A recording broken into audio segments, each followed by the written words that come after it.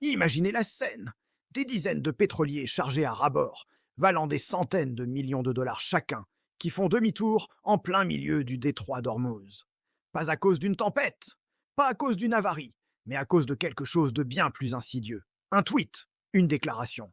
Un mensonge diffusé en temps réel depuis Washington, repris mot pour mot par les plus grandes salles de rédaction du monde.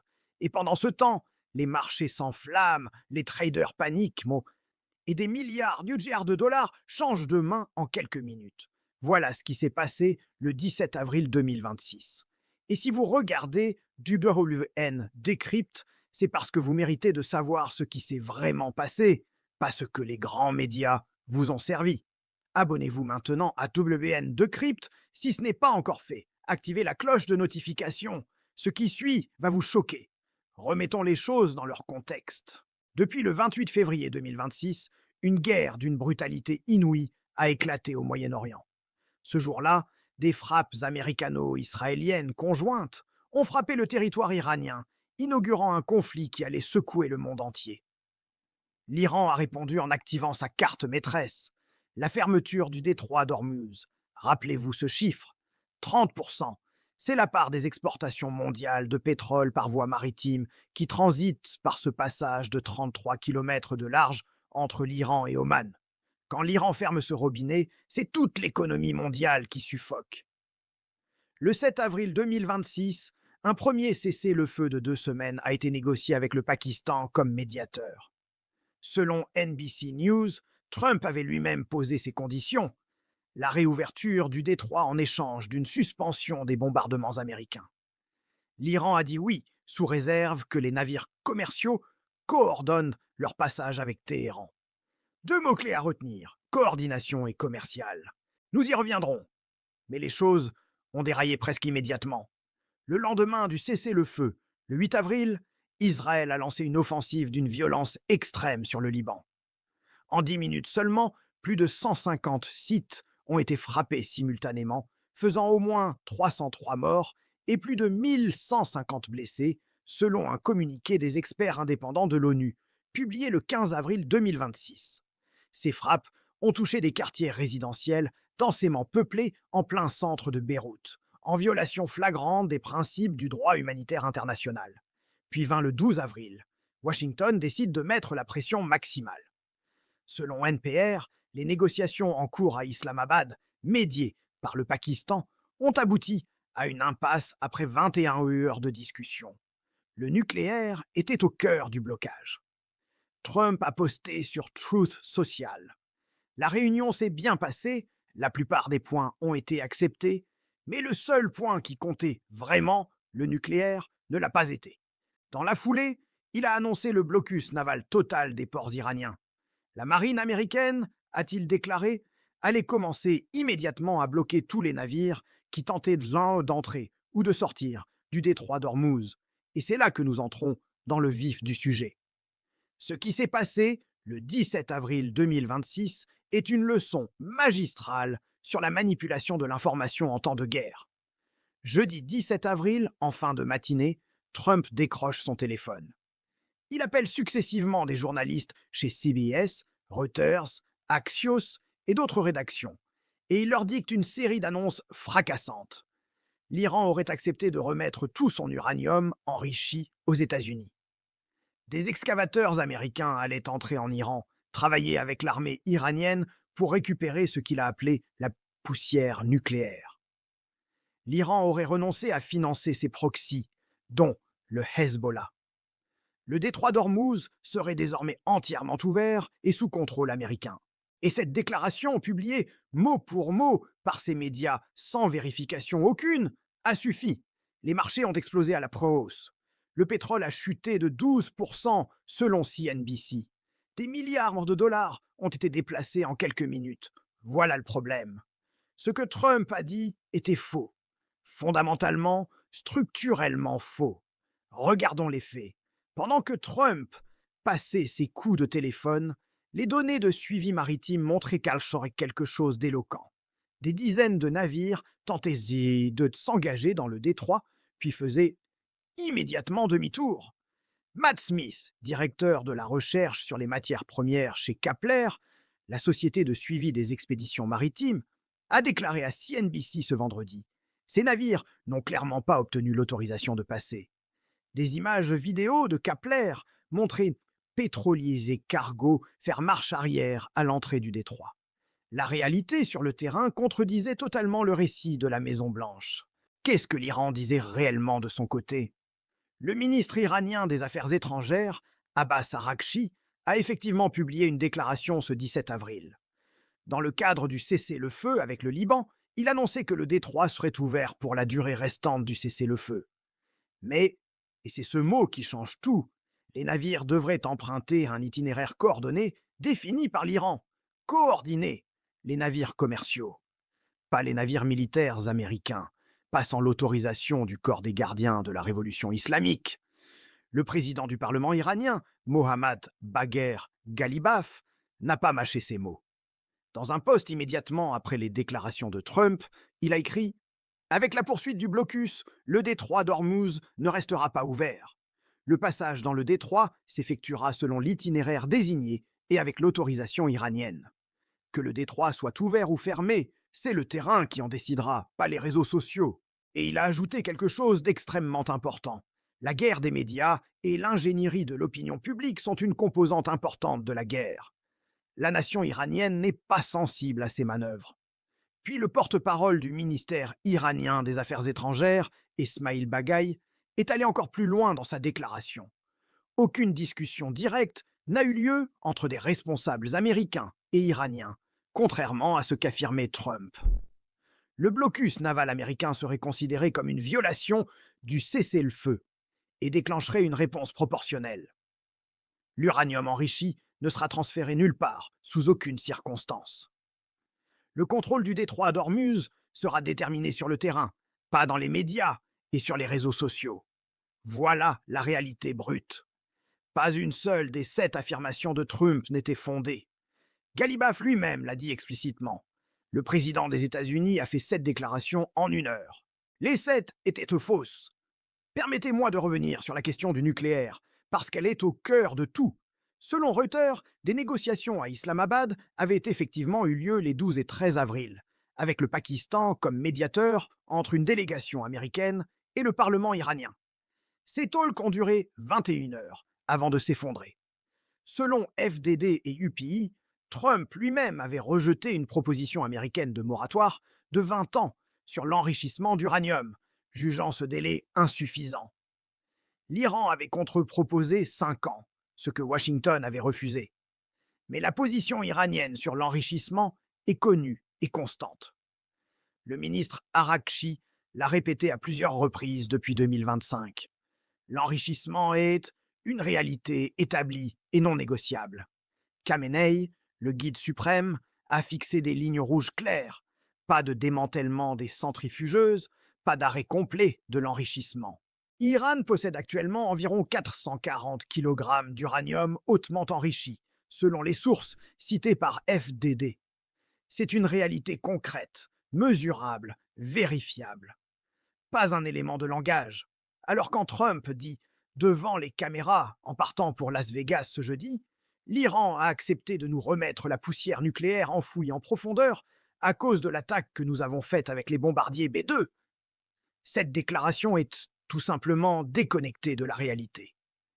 Et les médias, qui l'ont publiée sans vérification, se sont rendus complices d'une opération de manipulation des marchés.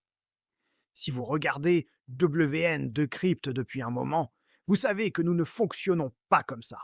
Abonnez-vous si ce n'est pas encore fait. Likez cette vidéo.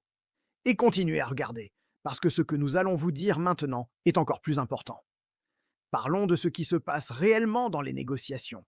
Selon Axios, ce 17 avril, les États-Unis auraient envisagé, à un stade avancé, des négociations un accord d'environ 20 milliards de dollars en échange de l'uranium iranien.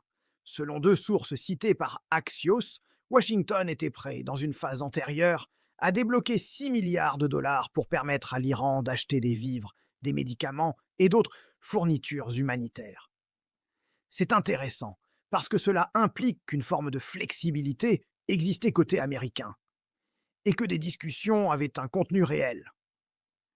Mais l'Iran, dans sa déclaration du porte-parole du 17 avril, a posé ses exigences non négociables avec une clarté absolue. La fin de la guerre implique plusieurs composantes.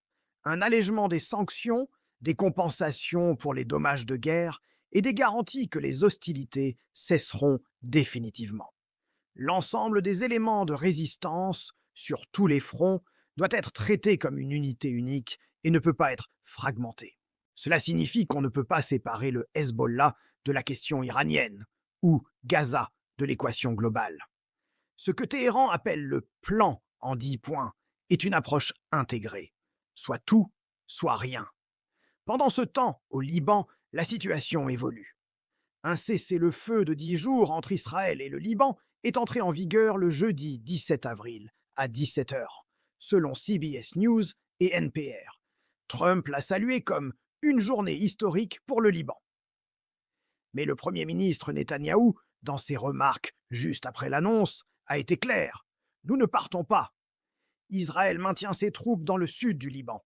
Et selon l'ONU, depuis le début du conflit de 2026, Israël a mené des frappes quasi quotidiennes sur le Liban, y compris après la conclusion du cessez-le-feu de novembre 2024. Et voilà quelque chose que Trump a lui-même semblé contredire en temps réel. Selon Axios et Barak Ravid, Trump a d'abord publié un message demandant à Israël d'arrêter ses frappes sur le Liban. Israël a demandé des éclaircissements à la Maison-Blanche. Un responsable américain a ensuite précisé que l'accord de cessez-le-feu interdisait les opérations offensives, mais préserve le droit à l'autodéfense contre des attaques planifiées, imminentes ou en cours. Autrement dit, Israël peut continuer à frapper en invoquant l'autodéfense. Ce qui signifie, en pratique, que rien ne change. Et des journalistes basés au Liban, ainsi que le site Dropsite, ont confirmé que des frappes israéliennes continuaient dans la soirée du 17 avril, malgré le cessez-le-feu. On frappe, on dit que c'est de la légitime défense, et les médias mainstream publient la déclaration officielle sans se poser de questions. Il y a un autre élément que les grands médias ont presque totalement occulté ce jeudi soir. Au milieu de la nuit, une notice discrète infligée a été publiée par le Trésor américain. La levée des sanctions sur le pétrole russe pour un mois supplémentaire. 2 jours plus tôt, le secrétaire au Trésor Bessant avait affirmé publiquement, lors d'une conférence de presse, que le renouvellement de cette exemption générale sur le pétrole russe ne serait pas accordé. Voici ce qu'il avait dit textuellement.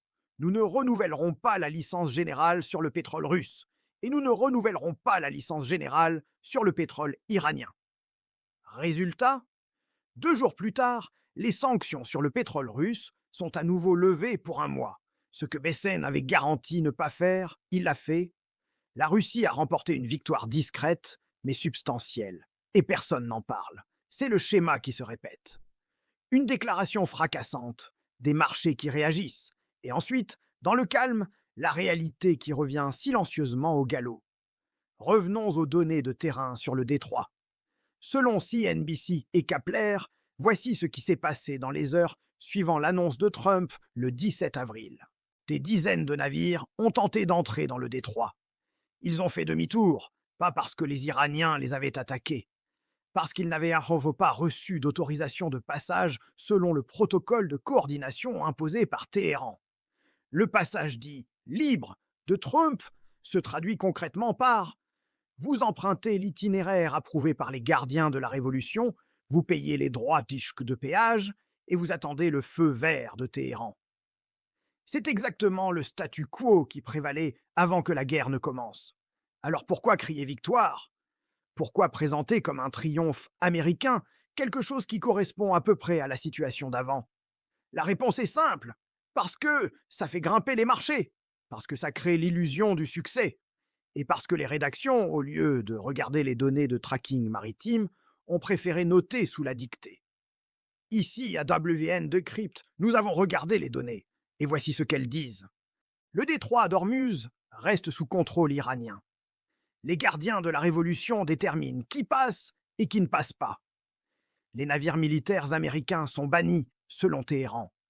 L'uranium enrichi reste en Iran. Il n'y a pas d'excavateurs américains en route vers les installations nucléaires iraniennes.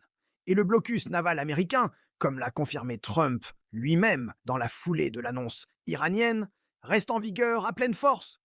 Mais ici, c'est là où le danger est réel et immédiat. Quand un dirigeant dit au monde que le détroit est ouvert et que ses navires peuvent y passer librement, et que la réalité sur le terrain dit exactement le contraire, le risque d'un incident n'est plus théorique. Un capitaine qui croit les déclarations de Trump et qui s'engage dans le détroit sans coordination iranienne ne navigue pas vers un passage libre. Il navigue vers une confrontation. Et une confrontation dans le détroit d'Ormuz, en période de cessez-le-feu fragile, avec des forces navales américaines et des gardiens de la révolution en tension maximale, peut dégénérer en quelques secondes. C'est pour ça que ce type de désinformation n'est pas seulement irresponsable sur le plan journalistique. Il est potentiellement meurtrier. Permettons-nous d'élargir la perspective.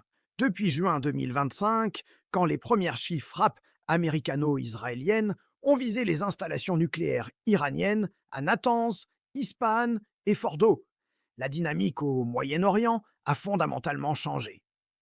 L'Iran, dont l'économie était déjà exsangue sous les sanctions, a subi des dommages considérables à son infrastructure pétrolière.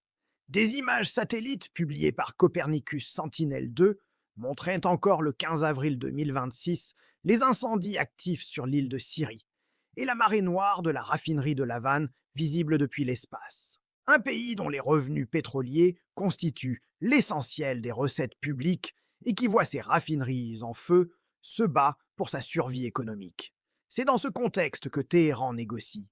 Et c'est dans ce contexte que la compensation pour dommages de guerre, exigée par le porte-parole iranien comme condition préalable à tout accord, prend tout son sens.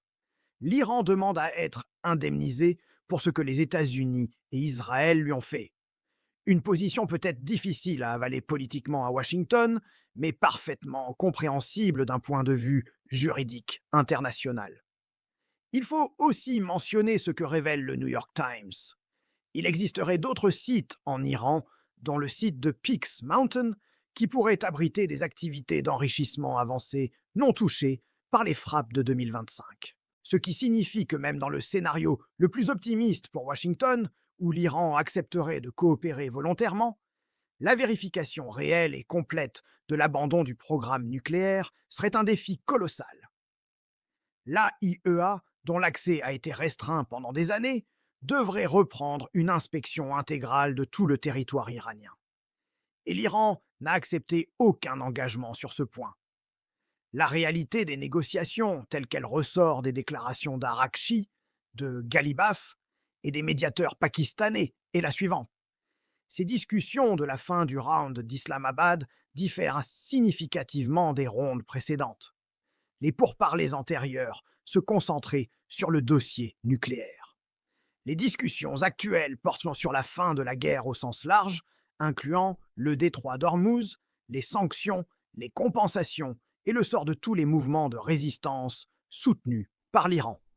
Le périmètre de la négociation s'est considérablement élargi, et plus un accord est complexe, plus il est difficile à conclure.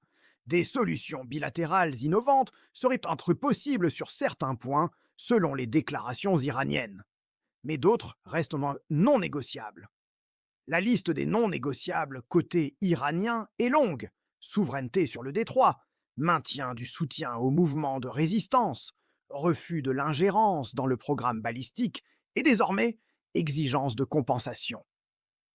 La liste côté américain est également longue. Arrêt total de l'enrichissement, démantèlement des installations, restitution de l'uranium, levée du financement des proxys. Trouver une intersection entre ces deux ensembles de demandes est le vrai travail diplomatique. Et ce travail ne se fait pas en 2 heures, de phone banking vers des salles de rédaction. Le cessez-le-feu de 2 semaines expire le 21 avril 2026. Trump lui-même a déclaré à la presse ce jeudi qu'il était prêt à le prolonger si cela facilitait un accord. Selon Axios, un quad meeting réunissant les médiateurs pakistanais, égyptiens et turcs avec des responsables saoudiens était prévu le vendredi 18 avril en Turquie, en marge d'un forum diplomatique. Ces efforts de médiation régionale sont réels, concrets, et représente la véritable diplomatie en cours, celle qu'on ne voit pas dans les tweets du président américain. Ce qui ressort de tout cela, c'est une leçon de méthode. Quand un dirigeant fait une déclaration explosive sur un sujet aussi sensible que le Moyen-Orient, ne regardez pas ce qu'il dit. Regardez ce que les données disent. Regardez les satellites. Regardez les traceurs de navires. Lisez les déclarations originales dans leur langue d'origine, pas les résumés filtrés. Parce que la guerre de l'information est une composante à part entière du conflit armé. Les Iraniens eux-mêmes le reconnaissent explicitement. Galibef l'a dit mot pour mot. Et dans cette guerre de l'information, les médias grand public ont ce jeudi choisi de devenir des amplificateurs plutôt que des vérificateurs. Résultat, des milliards de flux de dollars ont bougé sur des marchés mondiaux sur la base d'affirmations non vérifiées. Des capitaines de navires ont potentiellement pris des décisions de navigation dangereuses. Et des millions de personnes, à travers le monde, ont cru, pendant quelques heures, qu'un accord historique venait d'être conclu. Il n'y a pas d'accord. Il y a un cessez-le-feu fragile qui expire dans quelques jours. Il y a un blocus américain toujours actif. Il y a un détroit d'Ormuz où des navires font encore demi-tour. Il y a une Iran qui exige des compensations pour une guerre qu'elle n'a pas initiée. Il y a un Liban où des frappes continuent, malgré un cessez-le-feu officiellement en vigueur. Et il y a un accord sur l'uranium iranien qui, selon tous les acteurs iraniens impliqués, n'a tout simplement pas eu lieu. La suite des négociations nous donnera la vraie mesure de ce qui est possible. Nous la suivrons pour vous, ici, sur WN Decrypt, avec la même rigueur et la même exigence de faits vérifiables. Si cette analyse vous a apporté quelque chose, abonnez-vous à WN Decrypt. Activez la cloche. Partagez cette vidéo avec ceux qui méritent mieux que la propagande de quartier général. Nous ne sommes pas là pour vous dire ce que vous voulez entendre. Nous sommes là pour vous dire ce qui se passe vraiment. Rendez-vous à la prochaine vidéo.